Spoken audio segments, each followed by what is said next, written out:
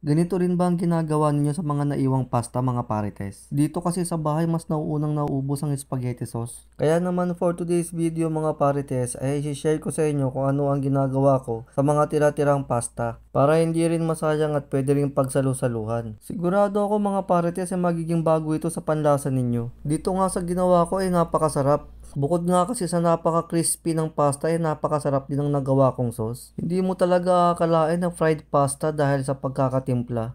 Pasta lang naman ang main ingredients natin dyan. Syempre, para kumapit ang panlasang ilalagay natin dyan ay kumuha lang ako ng isang itlog. Pagkatapos ay i-mekos-mekos lang natin yan at sabay na nating ihalo yung pasta. Pagkatapos nyo nailagay na rin natin yung mga ibang pampalasa. Nilagyan ko nga lang yan ng onion powder, harina at cornstarch. Nilagyan ko rin yan ng paminta saka konting asin. Nasa sa inyo na rin mga parites kung ano pa ang gusto nyong ilagay ng mga spices dyan. Yan lang kasi yung mga nakita ko sa kusina namin kaya yan lang yung mga nailagay ko. Ganyan lang kasimple mga parites, pagkatapos ay halu-haluin mo at pwede mo nang iprito. Sa pagpiprito ng pasta mga parites ay hindi mo kailangang malakas ang apoy. Para hindi rin mabigla at masunog yung lulutuin mong pasta. Dahan-dahan mo lang din ilagay para hindi maghiwa-hiwalay. Napakadali at napakabilis lang lutuin itong fried pasta. Dahil nga naluto na ito sa unang pagkakaluto napakabilis na lang maluto nitong fried pasta. 2 hanggang 3 minuto nga lang ay malutong na ito.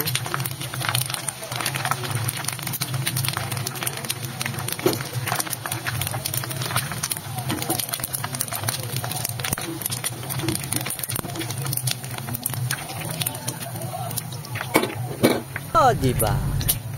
Okay yan. Habang pinapalamig ko naman yung fried pasta ay gumawa na rin ako ng sauce. Ito yung magsisilbing sausawan natin para mas lalong sumarap yung ginawa nating fried pasta. Nagtunaw nga lang pala ako ng butter. Pagkatapos ay nilagyan ko na rin ng evaporated milk. Pagkatapos ay nilagyan ko rin ng cheese. Para mas medyo lumapot nilagyan ko rin ng cornstarch saka harina. Nilagyan ko rin pala ng konting paminta saka konting asin. Tapos mekos-mekos lang hanggang sa lumapot. Oh, di ba? Para updated ka sa mga susunod ko pang video ay huwag mo naman ako kalimutang i-follow at i-share itong video. Salamat sa panonood mga parites. Oh, di ba?